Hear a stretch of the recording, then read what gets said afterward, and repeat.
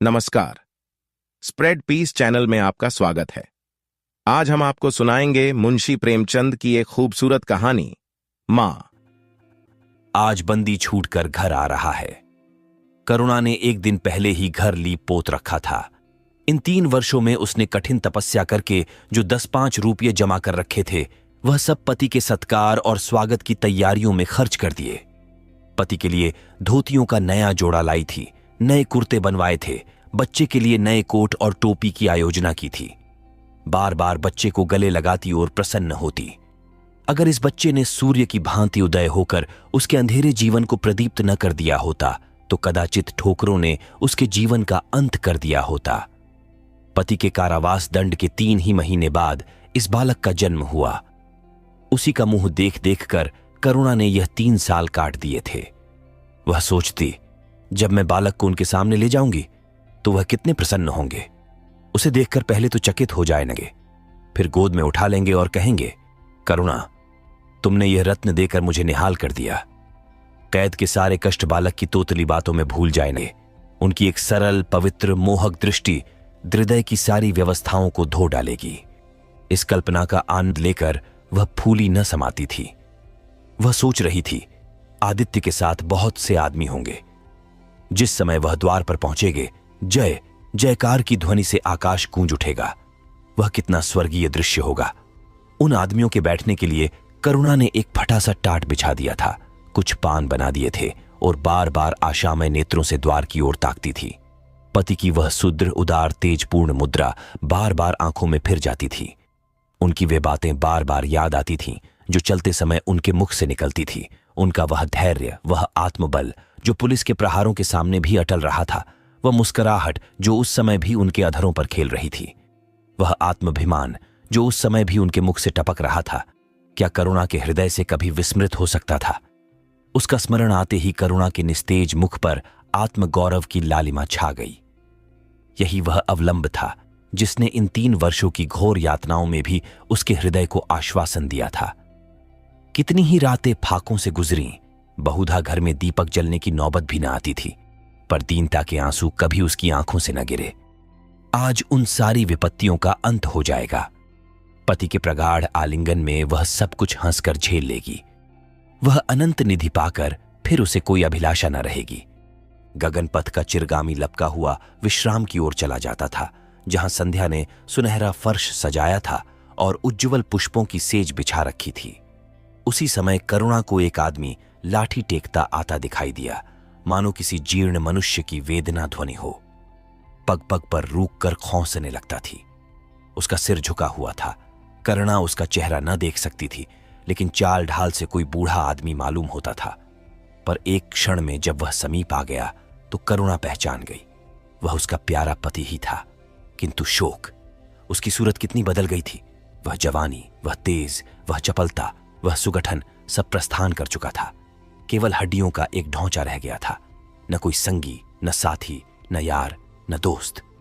करुणा उसे पहचानते ही बाहर निकल आई, पर आलिंगन की कामना हृदय में दबाकर रह गई। सारे मंसूबे धूल में मिल गए। सारा मनोल्लास आंसुओं के प्रवाह में बह गया, विलीन हो गया। आदित्य ने घर में कदम रखते ही मुस्कुराकर करुणा को देखा, पर उस मुस्कान में वेदना का एक संसार भरा हुआ था। करुणा ऐसी शिथिल हो गई मानो हृदय का स्पंदन रुक गया हो। वह फटी हुई आंखों से स्वामी की ओर टकटकी बौंधे खड़ी थी, मानो उसे अपनी आंखों पर अब भी विश्वास न आता हो। स्वागत या दुख का एक शब्द भी उसके मुंह से न निकला। बालक भी गोद में बैठा हुआ सहमी आंखें से इस कंकाल को देख रहा था और माता की गोद में चिपटा जाता था। आखिर उसने कातर स्वर में कहा, यह तुम्हारी क्या दशा है? बिल्कुल पहचाने नहीं जाते। आदित्य ने उसकी चिंता को शांत करने के लिए मुस्कुराने की चेष्टा करके कहा, कुछ नहीं, जरा दुबला हो गया हूं। तुम्हारे हाथों का भोजन पाकर फिर स्वस्थ हो जाऊंगा। करुणा, छी!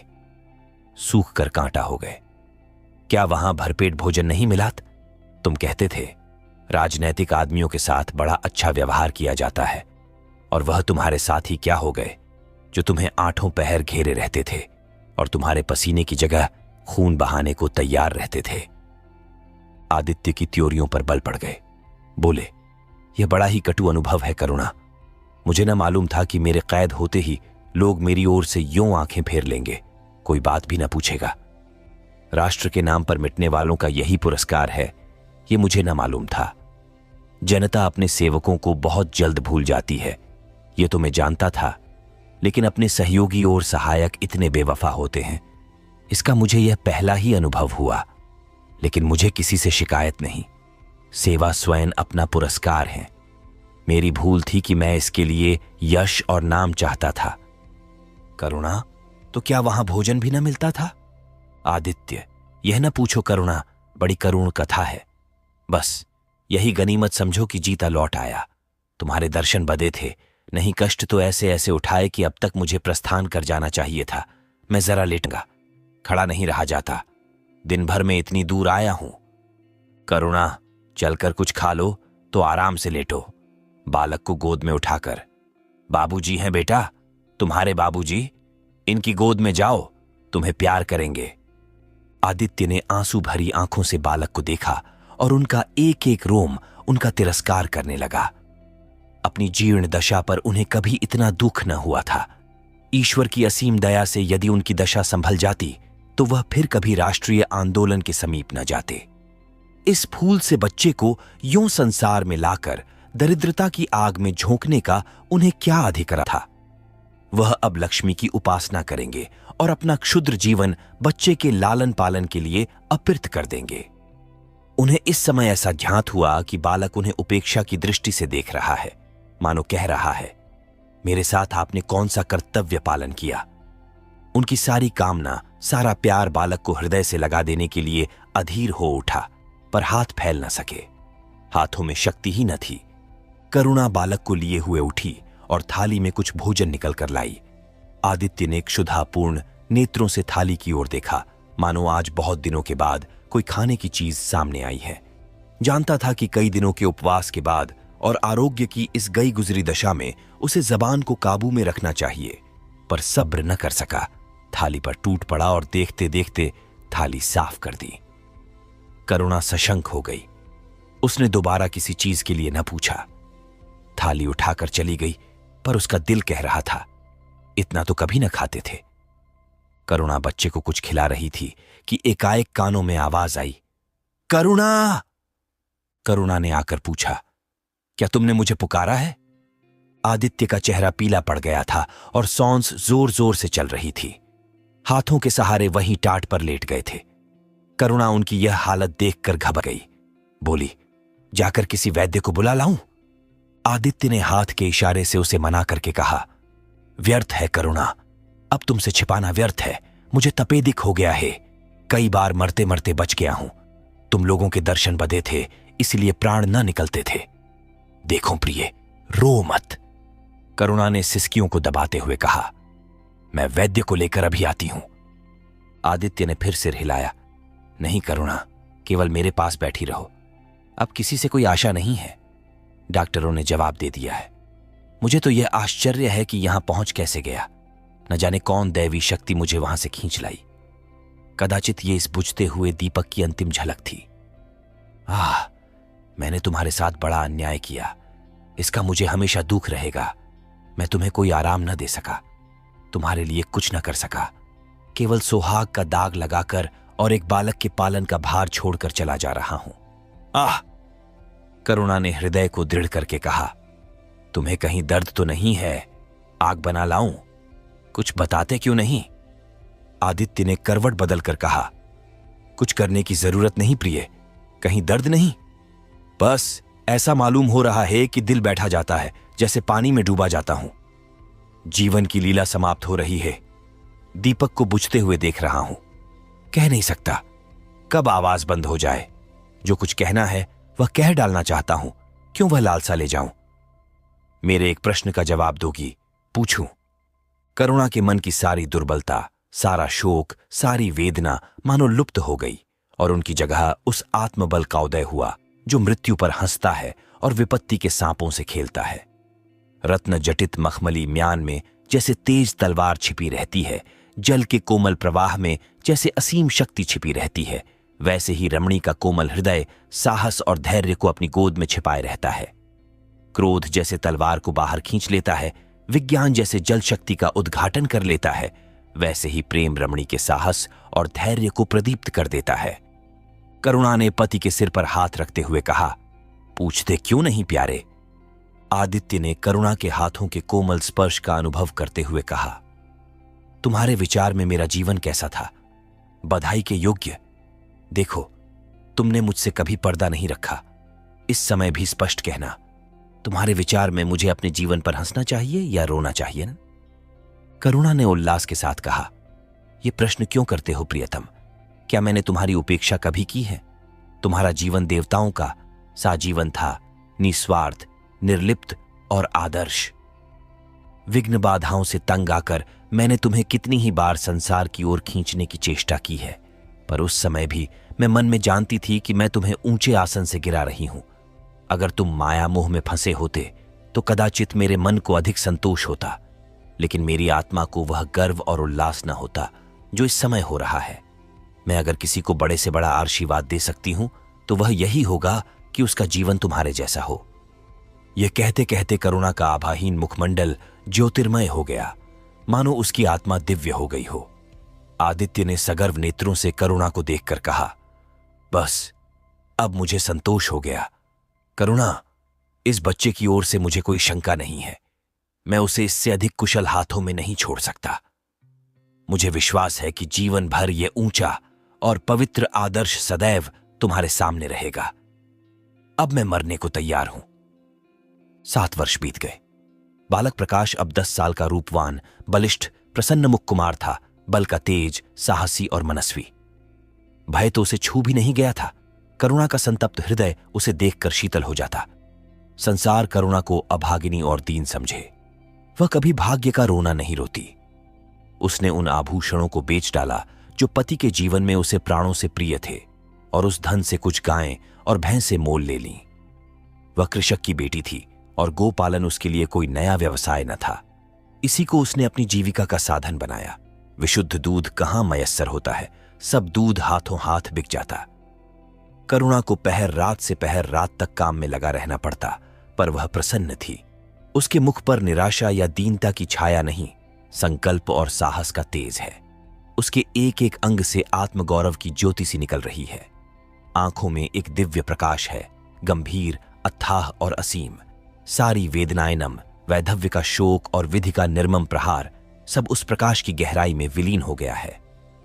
बालक प्रकाश अब 10 साल का रूपवान, बलिष्ठ, प्रसन्न मुख कुमार था, बल का तेज, साहसी और मनस्वी। भय तो उसे छू भी नहीं गया था। करुणा का संतप्त हृदय उसे देखकर शीतल हो जाता। संसार करुणा को अभागिनी और दीन समझे। वह कभी भाग्य का रोना नहीं रोती। उसने उन आभूषणों को बेच डाला जो पति के जीवन में उसे प्राणों से प्रिय थे, और उस धन से कुछ गायें और भैंसें मोल ले लीं। वह कृषक की बेटी थी और गोपालन उसके लिए कोई नया व्यवसाय न था। इसी को उसने अपनी जीविका का साधन बनाया। विशुद्ध दूध कहां मयस्सर होता है, सब दूध हाथों हाथ बिक जाता। करुणा को पहर रात से पहर रात तक काम में लगा रहना पड़ता, पर वह प्रसन्न थी। उसके मुख पर निराशा या दीनता की छाया नहीं, संकल्प और साहस का तेज है। उसके एक एक अंग से आत्मगौरव की ज्योति सी निकल रही है। आंखों में एक दिव्य प्रकाश है, गंभीर, अथाह और असीम। सारी वेदनाएं नंग, वैधव्य का शोक और विधि का निर्मम प्रहार, सब उस प्रकाश की गहराई में विलीन हो गया है। प्रकाश पर वह जान देती है। उसका आनंद, उसकी अभिलाषा, उसका संसार, उसका स्वर्ग सब प्रकाश पर न्यौछावर है। पर यह मजाल नहीं कि प्रकाश कोई शरारत करे और करुणा आंखें बंद कर ले। नहीं, वह उसके चरित्र की बड़ी कठोरता से देखभाल करती है।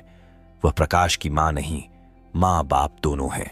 उसके पुत्र स्नेह में माता की ममता के साथ पिता की कठोरता भी मिली हुई है। पति के अंतिम शब्द अभी तक उसके कानों में गूंज रहे हैं। वह आत्मोल्लास जो उनके चेहरे पर झलकने लगा था, वह गर्वमय लाली जो उनकी आंखों में छा गई थी, अभी तक उसकी आंखों में फिर रही है। निरंतर पति चिंतन ने आदित्य को उसकी आंखों में प्रत्यक्ष कर दिया है। वह सदैव उनकी उपस्थिति का अनुभव किया करती है। उसे ऐसा जान पड़ता है कि आदित्य की आत्मा सदैव उसकी रक्षा करती रहती है। उसकी यही हार्दिक अभिलाषा है कि प्रकाश जवान होकर पिता का पथगामी हो। संध्या हो गई थी। एक भिखारिन द्वार पर आकर भीख मांगने लगी। करुणा उस समय गुओं को पानी दे रही थी। प्रकाश बाहर खेल रहा था। बालक ही तो ठहरा, शरारत सूझी। घर में गया और कटोरे में थोड़ा सा भूसा लेकर बाहर निकला। भिखारिन ने अब की झेली फैला दी।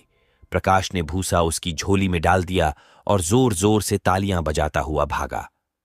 भिखारिन ने अग्निमय नेत्रों से देखकर कहा, "वारे लाडले, मुझसे हंसी करने चला है। यही मां बाप ने सिखाया है। तब तो खूब कुल का नाम जगाओगे।" करुणा उसकी बोली सुनकर बाहर निकल आई और पूछा, "क्या है माता? किसे कह रही हो?" भिखारिन ने प्रकाश की तरफ इशारा करके कहा, "वह तुम्हारा लड़का है ना?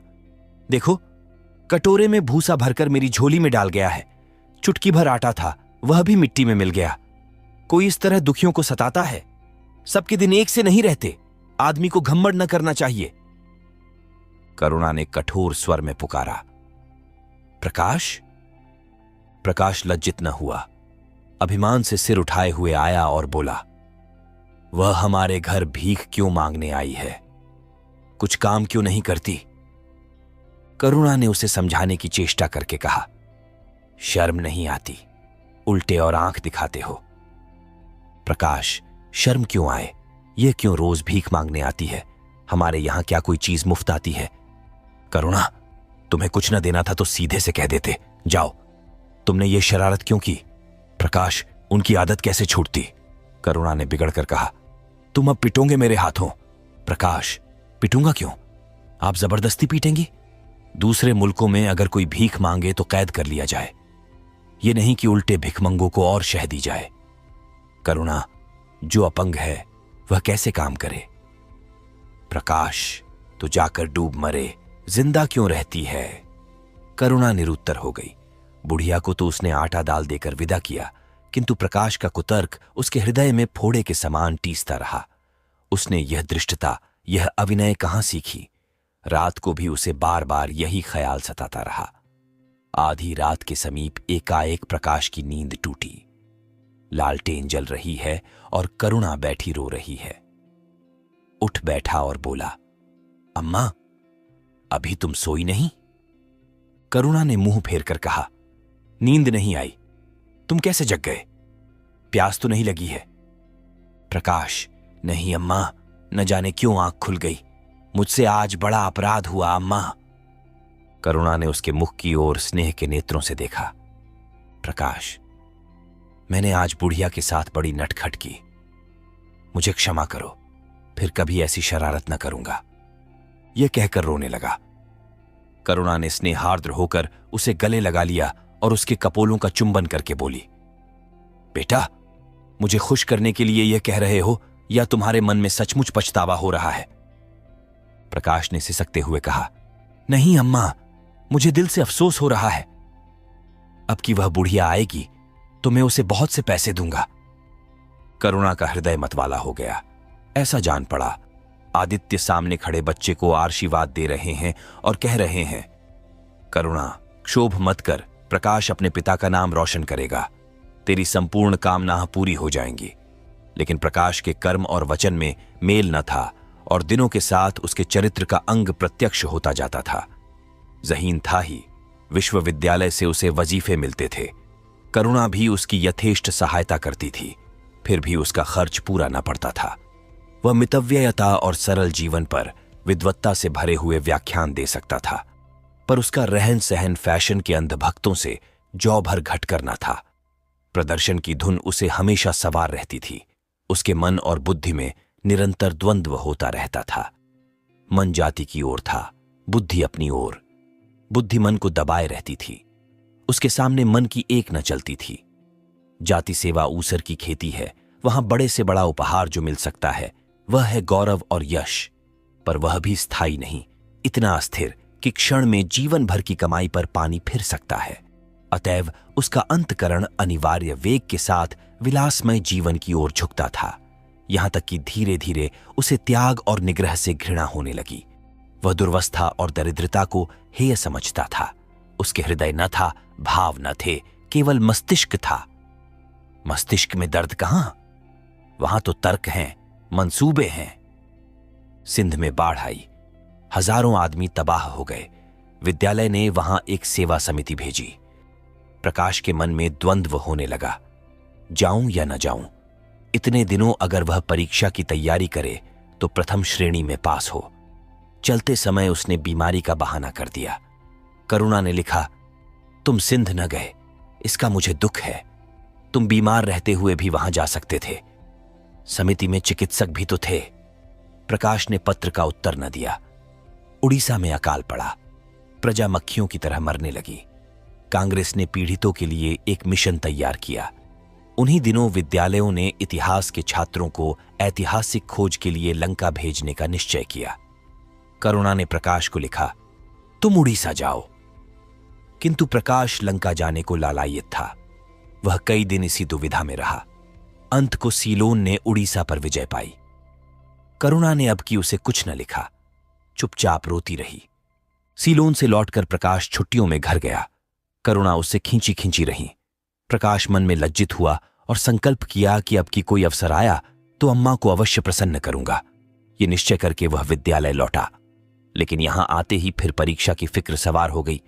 यहां तक कि परीक्षा के दिन आ गए, मगर इम्तिहान से फुर्सत पाकर भी प्रकाश घर न गया।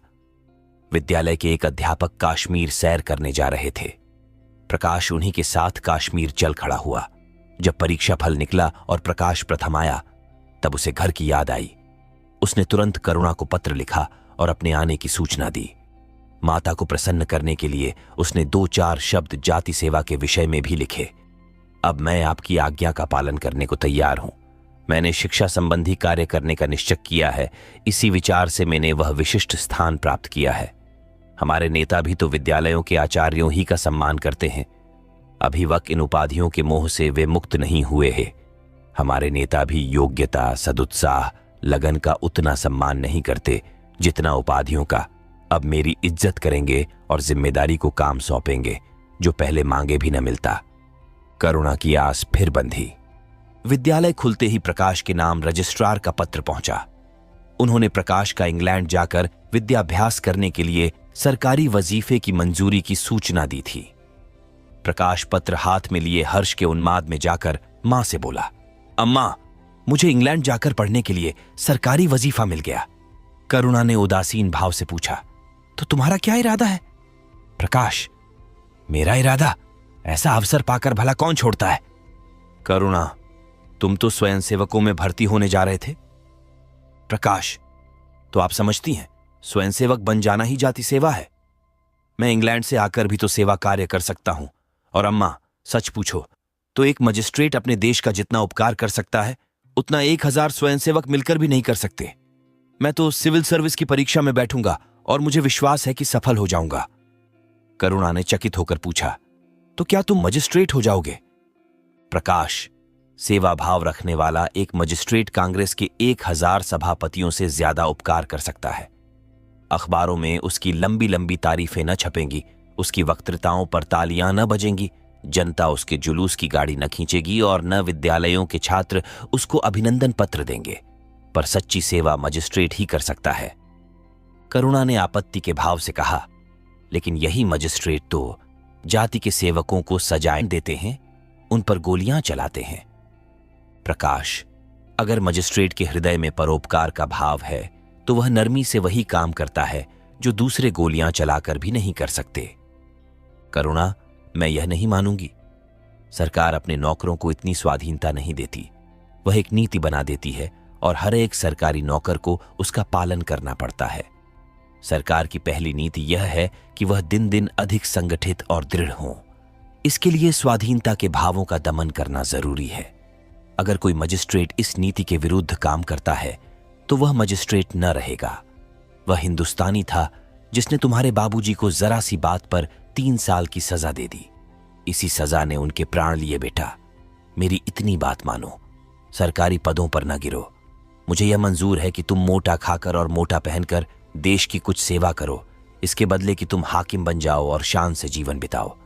यह समझ लो कि जिस दिन तुम हाकिम की कुर्सी पर बैठोगे उस दिन से तुम्हारा दिमाग हाकिमों का सा हो जाएगा।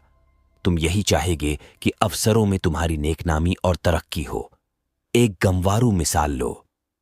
लड़की जब तक मैके में कुंवारी रहती है वह अपने को उसी घर की समझती है, लेकिन जिस दिन ससुराल चली जाती है वह अपने घर को दूसरों का घर समझने लगती है। माँ बाप, भाई बंद सब वही रहते हैं, लेकिन वह घर अपना नहीं रहता। यही दुनिया का दस्तूर है। प्रकाश ने खींचकर कहा, तो क्या आप यही चाहती हैं कि मैं जिंदगी भर चारों तरफ ठोकरें खाता फिरूं? करुणा कठोर नेत्रों से देखकर बोली, अगर ठोकर खाकर आत्मा स्वाधीन रह सकती है तो मैं कहूंगी ठोकर खाना अच्छा है।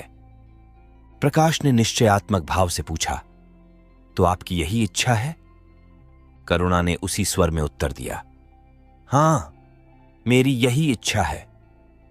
प्रकाश ने कुछ जवाब न दिया, उठकर बाहर चला गया और तुरंत रजिस्ट्रार को इनकारी पत्र लिख भेजा।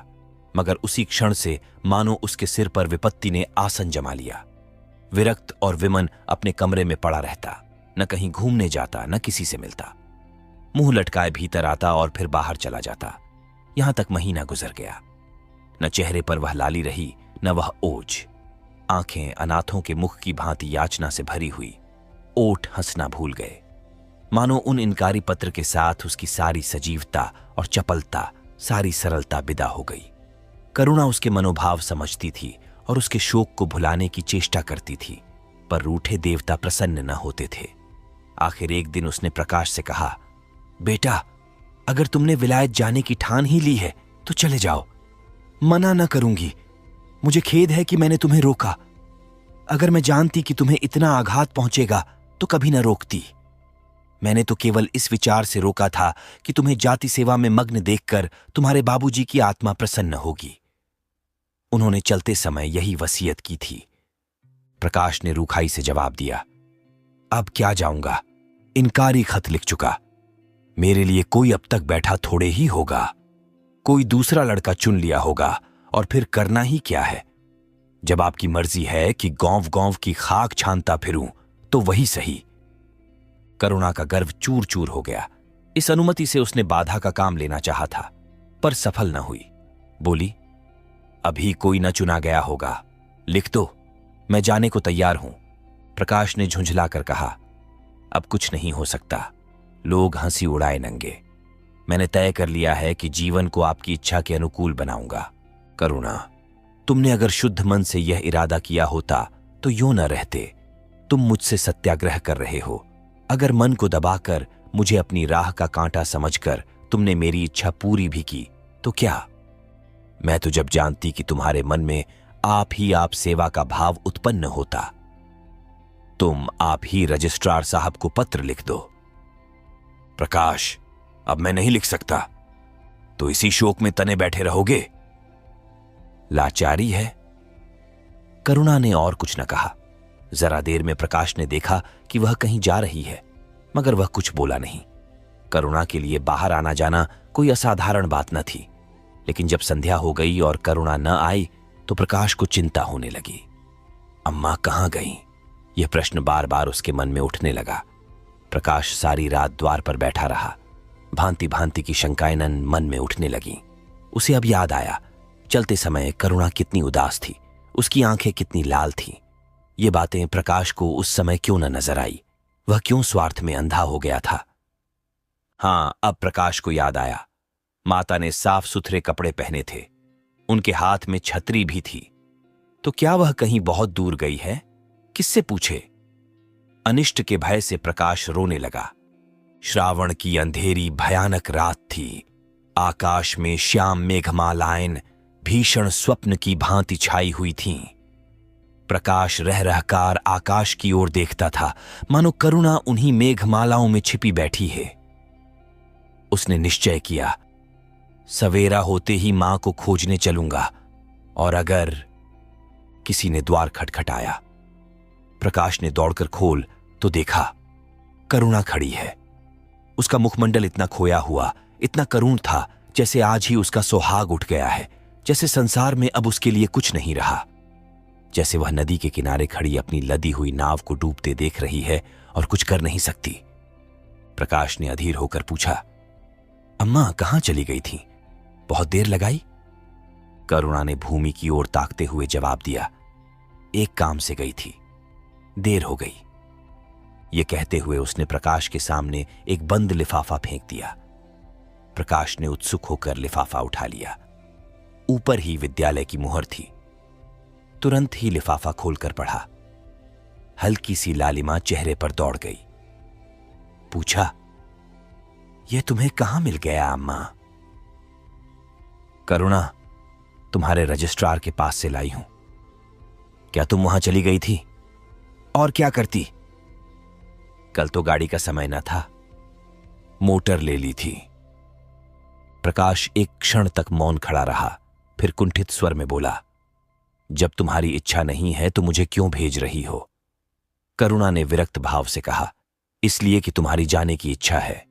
तुम्हारा यह मलिन वेश नहीं देखा जाता। अपने जीवन के 20 वर्ष तुम्हारी हितकामना पर अर्पित कर दिए। अब तुम्हारी महत्वाकांक्षा की हत्या नहीं कर सकती। तुम्हारी यात्रा सफल हो, यही हमारी हार्दिक अभिलाषा है।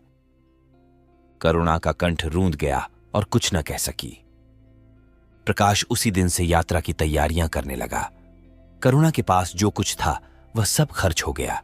कुछ ऋण भी लेना पड़ा। नए सूट बने, सूटकेस लिए गए। प्रकाश अपनी धुन में मस्त था। कभी किसी चीज की फरमाइश लेकर आता, कभी किसी चीज का।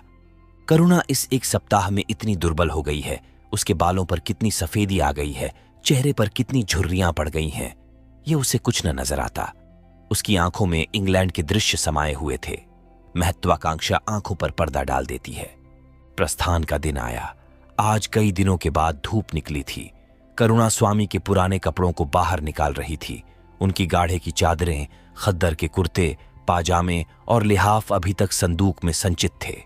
प्रतिवर्ष वे धूप में सुखाए जाते और झाड़ पोंछ कर रख दिए जाते थे।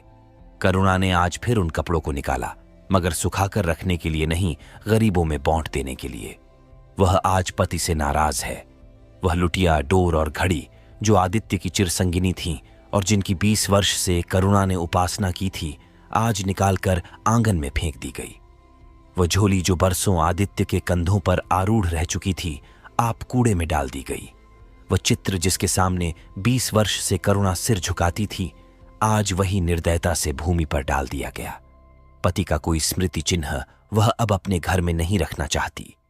उसका अंतकरण शोक और निराशा से विदीर्ण हो गया है और पति के सिवा वह किस पर क्रोध उतारे? कौन उसका अपना है? वह किससे अपनी व्यथा कहे, किसे अपनी छाती चीर कर दिखाए? वह होते तो क्या आप प्रकाश दासता की जंजीर गले में डालकर फूला न समाता? उसे कौन समझाए कि आदित्य भी इस अवसर पर पछताने के सिवा और कुछ न कर सकते? प्रकाश के मित्रों ने आज उसे विदाई का भोज दिया था। वहां से वह संध्या समय कई मित्रों के साथ मोटर पर लौटा। सफर का सामान मोटर पर रख दिया गया। तब वह अंदर आकर मां से बोला, अम्मा, जाता हूं, बंबई पहुंचकर पत्र लिखूंगा। तुम्हें मेरी कसम, रोना मत और मेरे खतों का जवाब बराबर देना। जैसे किसी लाश को बाहर निकालते समय संबंधियों का धैर्य छूट जाता है, रूके हुए आंसू निकल पड़ते हैं और शोक की तरंगें उठने लगती हैं, वही दशा करुणा की हुई। कलेजे में एक हाहाकार हुआ जिसने उसकी दुर्बल आत्मा के एक एक अणु को कंपा दिया। मालूम हुआ पांव पानी में फिसल गया है और वह लहरों में बही जा रही है। उसके मुख से शोक या आर्शीवाद का एक शब्द भी न निकला। प्रकाश ने उसके चरण छुए, अश्रु जल से माता के चरणों को पखारा, फिर बाहर चला। करुणा पाषाण मूर्ति की भांति खड़ी थी। सहसा ग्वाले ने आकर कहा, बहू जी, भैया चले गए, बहुत रोते थे। तब करुणा की समाधि टूटी। देखा, सामने कोई नहीं है। घर में मृत्यु का सा सन्नाटा छाया हुआ है और मानो हृदय की गति बंद हो गई है। सहसा करुणा की दृष्टि ऊपर उठ गई। उसने देखा कि आदित्य अपनी गोद में प्रकाश की निर्जीव देह लिए खड़े हो रहे हैं। करुणा पछाड़ खाकर गिर पड़ी। करुणा जीवित थी, पर संसार से उसका कोई नाता न था। उसका छोटा सा संसार, जिसे उसने अपनी कल्पनाओं के हृदय में रचा था, स्वप्न की भांति अनंत में विलीन हो गया था। जिस प्रकाश को सामने देखकर वह जीवन की अंधेरी रात में भी हृदय में आशाओं की संपत्ति लिए जी रही थी, वह बुझ गया और संपत्ति लुट गई। अब न कोई आश्रय था और न उसकी जरूरत। जिन गुओं को वह दोनों वक्त अपने हाथों से दाना चारा देती और सहलाती थी, वे अब खूंटे पर बंधी निराश नेत्रों से द्वार की ओर ताकती रहती थीं। बछड़ों को गले लगाकर पुचकारने वाला अब कोई न था। जिसके लिए दूध दूहे, मुट्ठा निकाले। खाने वाला कौन था? करुणा ने अपने छोटे से संसार को अपने ही अंदर समेट लिया था, किंतु एक ही सप्ताह में करुणा के जीवन ने फिर रंग बदला। उसका छोटा सा संसार फैलते फैलते विश्वव्यापी हो गया। जिस लंगर ने नौका को तट से एक केंद्र पर बांध रखा था, वह उखड़ गया। अब नौका सागर के अशेष विस्तार में भ्रमण करेगी, चाहे वह उद्दाम तरंगों के वक्ष में ही क्यों न विलीन हो जाए। करुणा द्वार पर आ बैठती और मोहल्ले भर के लड़कों को जमा करके दूध पिलाती। दोपहर तक मक्खन निकालती और वह मक्खन मोहल्ले के लड़के खाते। फिर भांति भांति के पकवान बनाती और कुत्तों को खिलाती। अब यही उसका नित्य का नियम हो गया। चिड़ियां, कुत्ते, बिल्लियां, चींटे चींटियां सब अपने हो गए। प्रेम का वह द्वार अब किसी के लिए बंद न था। उस अंगुल भर जगह में, जो प्रकाश के लिए भी काफी न थी, अब समस्त संसार समा गया था। एक दिन प्रकाश का पत्र आया। करुणा ने उसे उठाकर फेंक दिया। फिर थोड़ी देर के बाद उसे उठाकर फाड़ डाला और चिड़ियों को दाना चुगाने लगी। मगर जब निशा योगिनी ने अपनी धूनी जलाई और वेदनायनन उससे वरदान मांगने के लिए विकल हो होकर चली, तो करुणा की मनोवेदना भी सजग हो उठी। प्रकाश का पत्र पढ़ने के लिए उसका मन व्याकुल हो उठा। उसने सोचा, प्रकाश मेरा कौन है? मेरा उससे क्या प्रयोजन? हां, प्रकाश मेरा कौन है? हां, प्रकाश मेरा कौन है? हृदय ने उत्तर दिया, प्रकाश तेरा सर्वस्व है। वह तेरे उस अमर प्रेम की निशानी है जिससे तू सदैव के लिए वंचित हो गई। वह तेरे प्राण है, तेरे जीवन दीपक का प्रकाश, तेरी वंचित कामनाओं का माधुर्य, तेरे अश्रु जल में विहार करने वाला हंस। करुणा उस पत्र के टुकड़ों को जमा करने लगी, माना उसके प्राण बिखर गए हों। एक एक टुकड़ा उसे अपने खोए हुए प्रेम का एक पद चिन्ह सा मालूम होता था। जब सारे पुर्जे जमा हो गए तो करुणा दीपक के सामने बैठकर उसे जोड़ने लगी, जैसे कोई वियोगी हृदय प्रेम के टूटे हुए तारों को जोड़ रहा हो। हाय री ममता! वह अभागिन सारी रात उन पुर्जों को जोड़ने में लगी रही। पत्र दोनों ओर लिखा था, इसलिए पुर्जों को ठीक स्थान पर रखना और भी कठिन था। कोई शब्द, कोई वाक्य बीच में गायब हो जाता। उस एक टुकड़े को वह फिर खोजने लगती। सारी रात बीत गई, पर पत्र अभी तक अपूर्ण था। दिन चढ़ आया। मोहल्ले के लौंडे मक्खन और दूध की चाह में एकत्र हो गए। कुत्तों और बिल्लियों का आगमन हुआ। चिड़ियां आकर आंगन में फुदकने लगीं। कोई ओखली पर बैठी, कोई तुलसी के चौतरे पर करुणा को सिर उठाने तक की फुर्सत नहीं। दोपहर हुआ, करुणा ने सिर न उठाया। न भूख थी, न प्यास। फिर संध्या हो गई, पर वह पत्र अभी तक अधूरा था। पत्र का आशय समझ में आ रहा था। प्रकाश का जहाज कहीं से कहीं जा रहा है। उसके हृदय में कुछ उठा हुआ है। क्या उठा हुआ है, यह करुणा न सोच सकी। करुणा पुत्र की लेखनी से निकले हुए एक एक शब्द को पढ़ना और उसे हृदय पर अंकित कर लेना चाहती थी। इस भांति 3 दिन गुजर गए। संध्या हो गई थी। 3 दिन की जागी आंखें जरा छपक गईं। करुणा ने देखा, एक लंबा चौड़ा कमरा है। उसमें मेजें और कुर्सियां लगी हुई हैं। बीच में ऊंचे मंच पर कोई आदमी बैठा हुआ है। करुणा ने ध्यान से देखा, प्रकाश था। एक क्षण में एक कैदी उसके सामने लाया गया। उसके हाथ पांव में जंजीर थी, कमर झुकी हुई। यह आदित्य थे। करुणा की आंखें खुल गईं, आंसू बहने लगे। उसने पत्र के टुकड़ों को फिर समेट लिया और उसे जलाकर राख कर डाला। राख की एक चुटकी के सिवा वहां कुछ न रहा जो उसके हृदय में विदीर्ण किए डालती थी। इसी एक चुटकी राख में उसका गुड़ियों वाला बचपन, उसका संतप्त यौवन और उसका तृष्णामय वैधव्य सब समा गया। प्रातःकाल लोगों ने देखा, पक्षी पिंजड़े में उड़ चुका था। आदित्य का चित्र अब भी उसके शून्य हृदय से चिपटा हुआ था। भग्न हृदय पति की स्नेह स्मृति में विश्राम कर रहा था और प्रकाश का जहाज यूरोप चला जा रहा था। आप सुन रहे थे मुंशी प्रेमचंद की रोचक कहानी मां। अगर आपको स्टोरी पसंद आए तो कमेंट करके बताएं कहानी कैसा लगा, और चैनल को सब्सक्राइब करना ना भूलें और बेल आइकन दबाना ना भूलें ताकि आप हमारी नई वीडियो